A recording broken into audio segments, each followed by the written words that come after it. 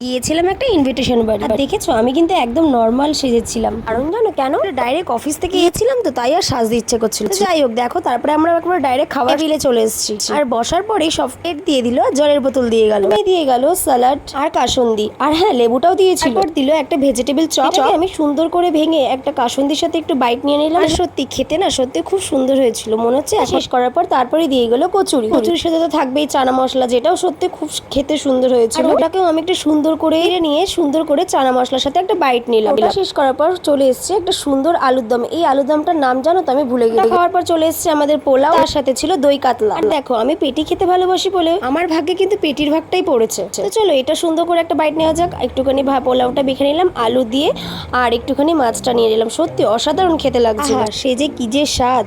ওটা শেষ করার পর চলে এসেছে সাদা ভাত, তার সাথে ছিল লাল লাল মাটন কষা। যদিও মাটন আমি খুব একটা পছন্দ করি না, মাটনের মধ্যে একটুখানি আমি লেবুটা চিপে একটু রসটা বের করে নিলাম, আর সুন্দর করে একটু মাখিয়ে খেয়ে নেবো। করবো, খেতে তো হবেই তাই না, না খেয়ে গেলে কি আর হয়। দেখো সুন্দর করে আমি একটু মেখে নিলাম, আর মাখার পর সুন্দর করে আমি হাঁ করে মুখের মধ্যে ভরে দেবো। আর তারপরে শেষ করার পর চলে এসেছিল চাটনি, সাথে ছিল পাঁপড়। হ্যাঁ, পাঁপড় না থাকলে তো চাটনি অসম্পূর্ণ। আমি হাত নাড়িয়ে নিয়ে কি দেখাচ্ছি বলো তো, মিষ্টি, যেটা আমি একদম পছন্দ করি। আমাদের খাওয়া প্রায় শেষের দিকে হয়ে গেছে। তারপরে আমাদের দিয়ে গেল হাত ধোয়ার জন্য বাটি, আর তারপরে দিল এবার একটা করে পেপার সোপ। তো তারপর গরম জল দেওয়ার পর হাতটা ধুয়ে নিলাম সুন্দর করে। আবার শেষে চলে এলো আইসক্রিম। আমার বরকে সুন্দর করে তার হাতে তুলে দিলাম, আর আমি আমারটা নিয়ে আজকের মতো ব্লগটা শেষ করলাম। তো আজকের মতো টাটা, বাই।